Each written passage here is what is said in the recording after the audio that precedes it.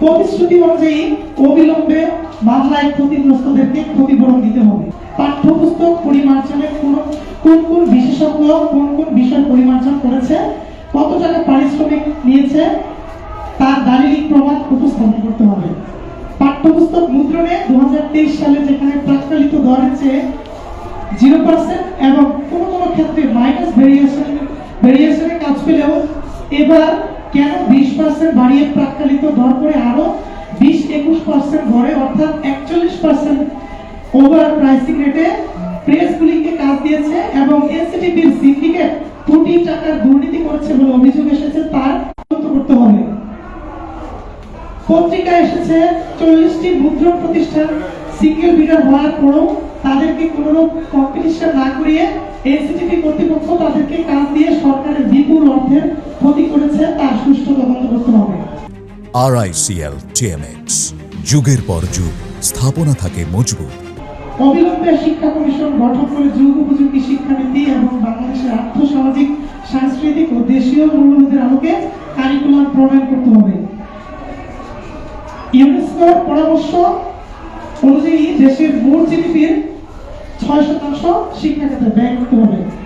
সেই সাথে আমি আরেকটি অলিখিত দাবি উপস্থাপন করছি, সেটি হচ্ছে অবিলম্বে আগামী 10 দিনের মধ্যে বাংলাদেশের সকল স্কুলে যে সমস্ত শিক্ষার্থীরা এখনো বই পায়নি সেই বইগুলো পৌঁছাতে হবে, অন্যথায় আমরা এনসিটিবি ঘেরাওয়ের কর্মসূচি প্রদান করব। সকলকে আবারও ধন্যবাদ আজকের এই সংবাদ সম্মেলনে কষ্ট করে আসার জন্য আমাদের সহযোগিতা এবং সাংবাদিক বন্ধুগণ আপনাদেরকে আবারও কৃতজ্ঞতা জানাচ্ছি।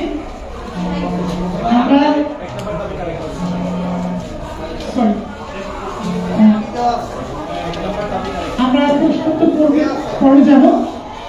যেহেতু একজন রিকোয়েস্ট করেছেন আমি 1 নম্বর দাবিটি আবারও উত্থাপন করছি, সেটি হচ্ছে রাখাল রায়কে এনসিটিবির সকল কমিটি থেকে অপসারণ করে গণমাধ্যমে স্পষ্ট বিবৃতি দিতে হবে এবং তাকে হিরো বানিয়ে ভবিষ্যতে কোনোরূপ পুনর্বহাল করা যাবে না এবং তার মতো বিতর্কিত কাউকে এনসিটিবির পরিমার্জন বা সংস্কার কমিটিতে যুক্ত করা যাবে।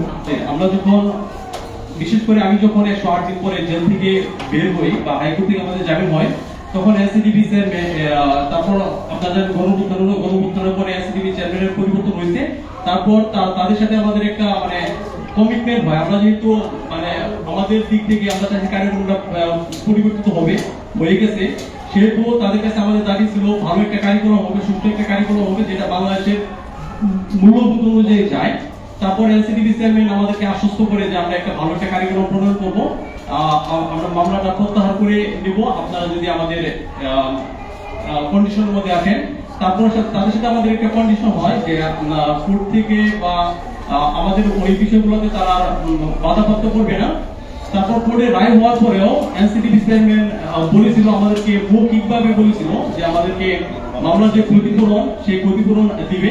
আমরা সেটা কন্ডিশনে অ্যাপ্লাই করি না, এই কারণে আমরা চাচ্ছিলাম যে ভালো একটা কারিকুলাম হোক বাংলাদেশের প্রেক্ষাপট অনুযায়ী।